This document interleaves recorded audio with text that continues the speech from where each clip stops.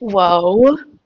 Okay, so in honor of my new book, Undignified, being on Audible, I thought I might read the first chapter or a little bit of the first chapter to you guys as a celebration, and then I'm gonna go eat some yummy food. The first chapter is called A Language That Breeds Confusion. Together, you and I have one language, one speech pattern, one voice. We speak together in a way that is unrecognizable to many. And in this place, alignment breeds familiarity. In all things, I am specific. As we spend more time together, you will learn what this language sounds like, what it feels like, and what it looks like. Our language is unique and indestructible. It is unlike any other sound. It is soothing to me and will be a safe haven for you.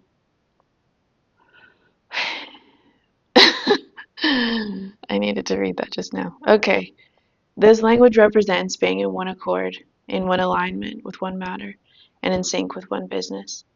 Together, we are activists for one unique cause.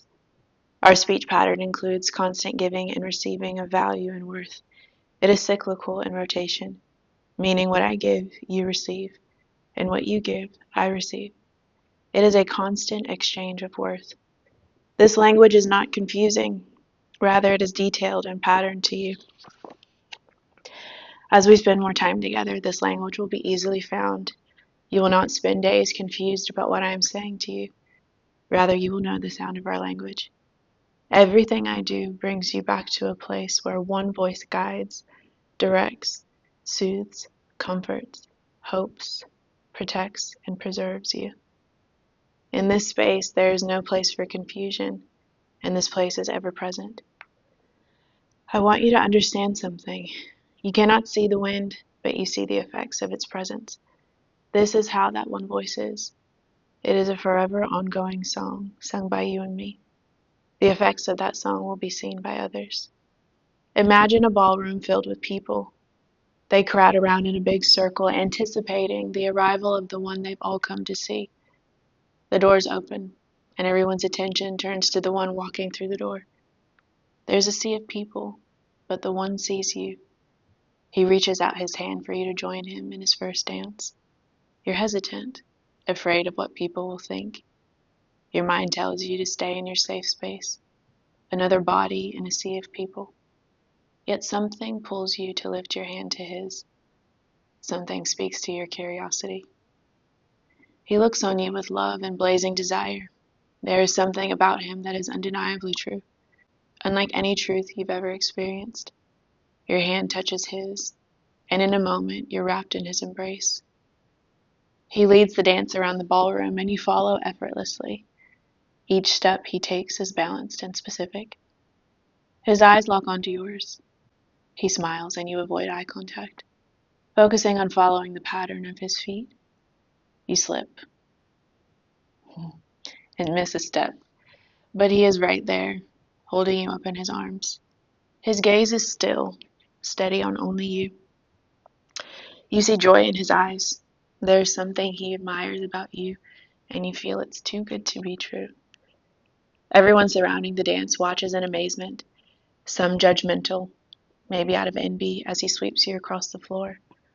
Around and around, the two of you carry on, constantly exchanging value and worth with each swirl. Your trust in his steps and his locked eyes of love intertwine until it feels you're the only two in the room. You step on his toes, embarrassed, and he laughs, still so overjoyed that you chose to dance with him. People from the crowd begin to squint their eyes, unable to distinguish between the two of you. The speed at which you both move turns into one spectacle of unity as you two grace the floor. The laugh becomes one. The joy becomes one.